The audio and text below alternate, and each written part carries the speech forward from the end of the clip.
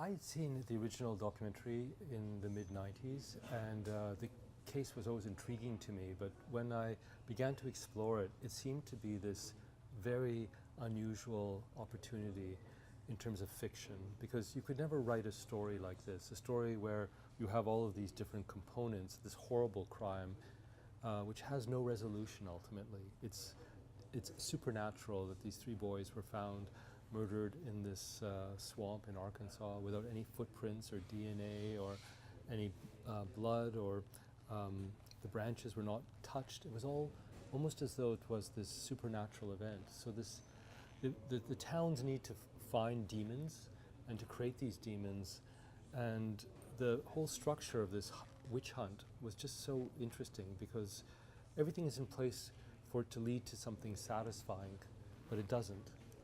And I felt that even though it had been explored in documentaries and books, that what a fiction film could do was to create this sense of determination and this sense of, in the viewer, a sense of an expectation, a resolution.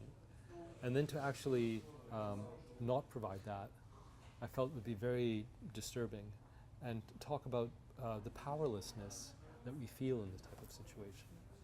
I think in terms of the influences, they're more literary. It's more something like Kafka, like The Trial, you know, like Le Procès, you know, like where you have this like situation which seems to be leading to something, but nothing ever really resolves, and it felt that there was something Kafkaesque about the whole story. I think that, yeah, there are elements. I mean, it's the first film I've made where it's using many different genres. Like there's like, you know, all these elements of mystery, elements of horror, this supernatural thriller, courtroom drama, documentary. Like it's mixing a lot of different forms, which is also, I wanted to like use a lot of different influences. So there's nothing really specific. I would say there's lots of different films and actually more maybe popular films that I'd seen, and I just sort of relaxed a little bit with this film. It's not as rigid in some ways as some of the other movies I've made. It was a completely new adventure. It was a new adventure to be in this different culture in the southern states, but also, you know, in this different time. But I think more than anything, you know, there was this strange formal element where we were using a lot of the transcripts from the courtroom material, and also the police interviews, and all of the surveillance material. All of it had to be used word for word. So we're actually like we were constrained by that, but yet within that constraint, I just sort of like, yeah, just. You know, I didn't want to apply a formal plan to it like with some of my other films. I just wanted to you know, to look at the drama as the characters themselves experienced it. You know, like what they were feeling as it was actually happening to them. So it was a very different process for me. You know, I think what was really remarkable about this film was that it attracted a lot of really great actors who really wanted to be part of this process. And if you look at like both Reese Witherspoon and Colin Firth, they're not playing traditional kind of heroic types. They're playing like they're just members of this town. They don't, and maybe we expect it because of their. We expect them to have more agency. We expect them to be able to do more, but in fact, they can't. Especially Colin Firth. What was really interesting about Colin is that he has this.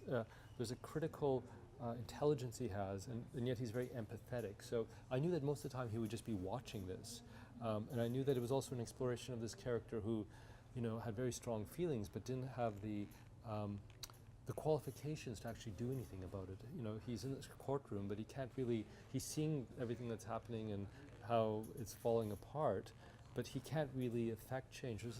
And when I say Kafkaesque before, there's this one part where he's actually removed from the courtroom, and he's like looking through the window, and you know he can't even really advise these lawyers. So I just think it's very interesting for these actors to play roles that we haven't seen them in before. Like Reese, we haven't seen her just play this mother, you know, Southern mother who's, you know, again, not glamorous in any way, just really inhabiting this character.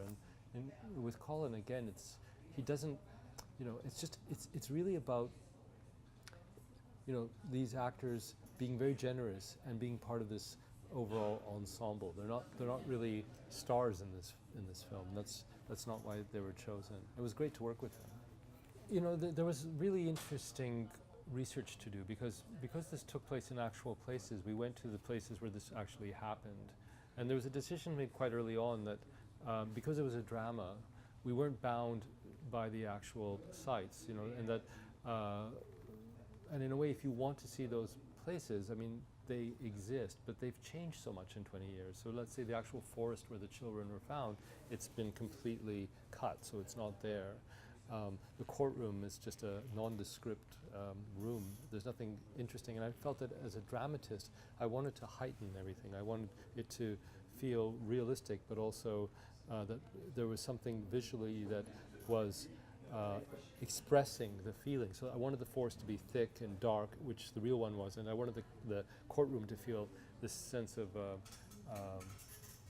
the established state. You know, I wanted it to have a kind of a grandeur, which, you know, the real courtroom didn't have.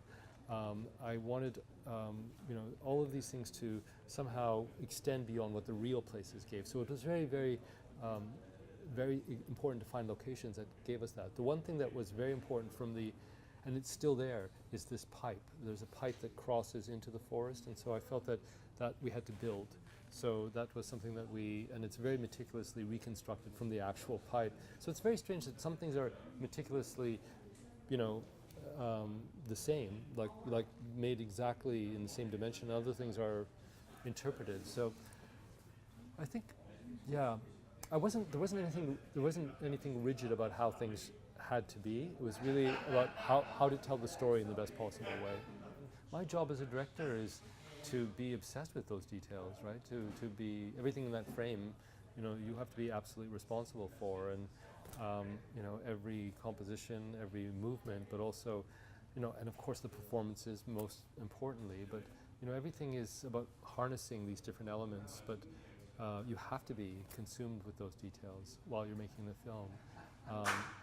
And in a story like this, also, there's just, you want to make sure that you're telling it properly, that, you know, that it is, since it is based on this real event, and in some ways it's so incredible, like what happened, like it's so you want to make sure that you're not making inaccuracies, but you're also aware that it's based on real people, and you also are aware that those people have been documented. So what you choose to replicate, absolutely, like for instance the red dress that Reese was wearing during this television interview, like that document actually exists as a newscast, and it was odd for her to wear this red dress. It's also very odd for her to be having the scarf that the son has, but it was so odd that it needed to be replicated exactly, because that's what she did, that's what the woman did. But then other things are completely, you know, other choices are made up dramatically. So, you know, you were right. I mean, I think you were asking if it's looser than the other films. I think it was. There were certain things that I was very strict about, and then other things that I just felt, you know.